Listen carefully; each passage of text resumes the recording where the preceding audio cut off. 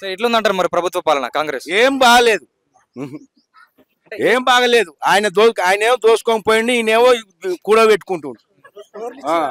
ఆయనకు అంతే తేడా. ఈయనేమో ఎంకచిక్కి వచ్చి తాళొడ్లు గట్టొడ్లు గట్టిలో తాళ్ళ కూడా చేసుకుంటుండు. ఆయనేమో మొత్తం ఊడ్చి కడిగేసి కళ్ళం కాడి కట్టుకొని లారీకి ఎత్తుకొని పోయిండు. కానీ మరి సీఎం సార్ దుబాయ్ పోయిండు ఆయన. సీఎం సార్ ఏమంటుండు, వాళ్ళు దోసుకున్నారు కాకపోతే నేను ప్రజల కోసం పనిచేస్తాను. కనిపిస్తుంది దోసుకుంటుండే. హెలికాప్టర్లో మంచి మంచి హెలికాప్టర్ల లెటర్ తిరుగుతున్నారు. ఇప్పుడు వాళ్ళు ఫ్యాషన్ వాళ్ళు వచ్చారు, మంచి జేఎన్ఈకి ఎంత ఖర్చు అయింది. నేషనల్ ఫ్యాషన్ వాళ్ళు మన హైదరాబాద్ లో వచ్చారు, మన తెలంగాణకి ఎంత ఖర్చు అయింది, ఎన్ని కోట్లు అయింది, వాళ్ళు వచ్చిన కాంచి ఎన్ని కోట్లు. మరి పైసలు లేవంటుండగా ఇవన్నీ ఎట్లా ఎత్తురు అంటారు? అందాల పోటీలలో ఎంత అయింది ఖర్చు? మరి పైసలు లేవంటుండగా మరి సార్ ఎట్లా ఎత్తున్నా అంట? ఎవరు పైసలు లేక ఏం చేశారు? ప్రతి ఒక్క దాని మీద ట్యాక్స్ ఓవర్ ఆయన తాత కడుతుండా?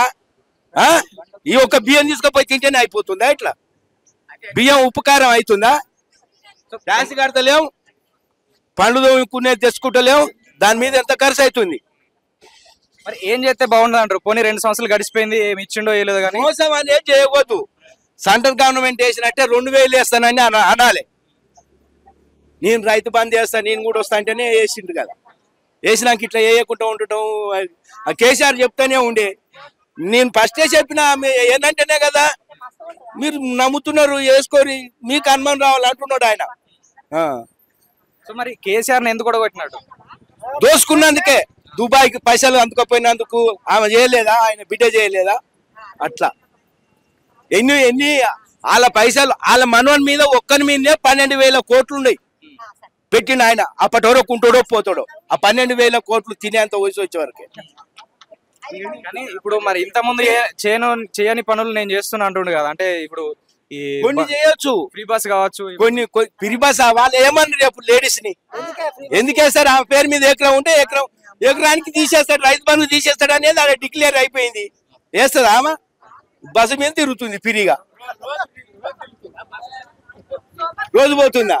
టీచర్ ఆడ కాలేజీలు ఆడనో ఎక్కడో స్కూళ్ళు ఉంటే వాళ్ళకి ఫిరా, గవర్నమెంట్ జాబ్ వాళ్ళకే ఫిరి బస్సు. ఈమె పోతుందా? ఈమె కూలీస్ పెట్టి పోతుందా ఈమె బస్సులో? ఎన్నడన్నా పండుగ పెళ్లి వస్తే పోతుంది. 2,50,000 ఒక్క టీచర్ కి. వాళ్ళకి సేఫ్టీ. ఈమెకే కూలి పెట్టి వస్తే కాసేపు ఇంట్లో గిన్నెలు ఎదుటి పెడితే మళ్ళీ తెల్లారి పెట్టుకోదు. కానీ ఇప్పుడు గ్యాస్ సబ్సిడీ వస్తుంది, తర్వాత జీరో బిల్ కూడా సెంట్రల్ గవర్నమెంట్ వేస్తుంది. ఈయన ఏమేస్తలేడు.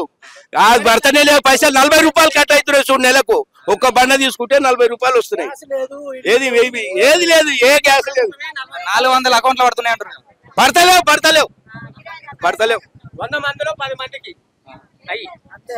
అది వాళ్ళు మంచి రెడ్లు గిట్ల అయితే రెడ్లు గిట్ల అయితే పెద్దవాళ్ళు ఉండోళ్ళు అయితే పడుతున్నాయేమో. మరి లేవు, వాళ్ళే తింటు అంతే. ఇక ఎల్మోళ్ళు బాగా ఉన్నోళ్ళే కబ్జా పెట్టిరు. ఎవరి కాడ బీదోళ్ళ కాడ లేవు. బియ్యానికి వచ్చి నిలబడ్డ వాళ్ళ కాడ ఎవరి కాడ లేదు. భూమి మొత్తం వాళ్ళ కాడనే ఉంది. గ్యాస్ పెట్టింది కానీ వేస్ట్ అది. అదే కేంద్ర ప్రభుత్వం ఇచ్చిన 40 రూపాయలే పడుతున్నాయి. 400 చిల్లర పడుతున్నాయి అంటారు. లేదు, అది ఎవరికో ఒక్కరికి చెప్తలేను. 10 మందిలో ఒక్కరికి పడుతుంది. 10 మందిలో కూడా ఒక్కరు పడుతున్నాయి కూడా లేదు. అసలు 200 యూనిట్ల లోపచ్చినలకు జీరో బిల్ వస్తున్నాం. అది కూడా దండగా ఎవరికో కొందరికి అంతే. అది కొందరికి వస్తుంది, కొందరికి లేదు. హైదరాబాద్ లో కబ్జా అయిన భూములు మొత్తం రెడ్లై ఎల్మలై. పైసలు కూడా వాళ్ళే. ఏ చిన్న 5 లక్షలు 10 లక్షల కాంట్రాక్ట్ ఉన్నా ఈ బీదోళ్ళకి లేవు.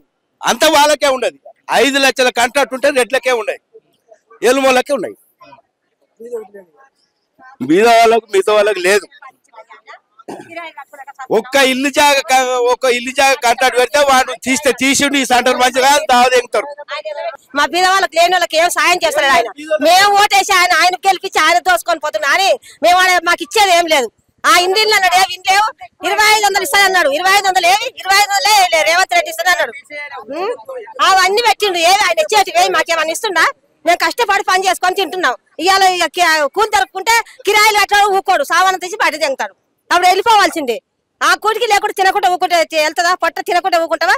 తినాలి, ఎట్టయినా కష్టం చేసుకోవాలి, తినాలి. మాకు ఏవేళ పెడుతున్నాని ఈ సన్న బియ్యము తర్వాత జీరో సారు సన్నయ్యలే దొడ్డు బియ్యం ఇవి అసలు ఇది ఉండవు తప్పితలేదు మాకు తెలుసా ఏంటంటే చెప్పి తినాలి అంటే కష్టపడతలు అన్ని మొత్తం దొడ్డు సన్నయ్య 2 కలిసినాయి అలా ఏం లేదు కొన్ని లబ్బర్ బియ్యం కూడా కలిసినాయి ఇట్లా మీదగా వస్తే నీళ్ళే తేలాడుతున్నాయి ఎట్లా వండుకొని చెప్పు అంటే గరీబ్ వాళ్ళు అంటే ఇట్లా ఉంటది అన్నట్టు మంచి వాళ్ళు కదా అట్లా ఇష్టపడుకుంటారా వాళ్ళు మా బతుకులు ఇట్లుండే అన్నట్టు ఏం చేస్తాం మరి అప్పుడు మంచిగా ఉంది ఇప్పుడు మంచిగా ఉంది మాగా ఇప్పుడు మంచి ఉంది ఏం మంచి ఉంది అంతా ఇదే మంచి అంటే ఇదే రేవంత్ రెడ్డి ఇచ్చిన ఇంత ఇక మొత్తం పడిపోయింది ఏమన్నా సక్కదంటే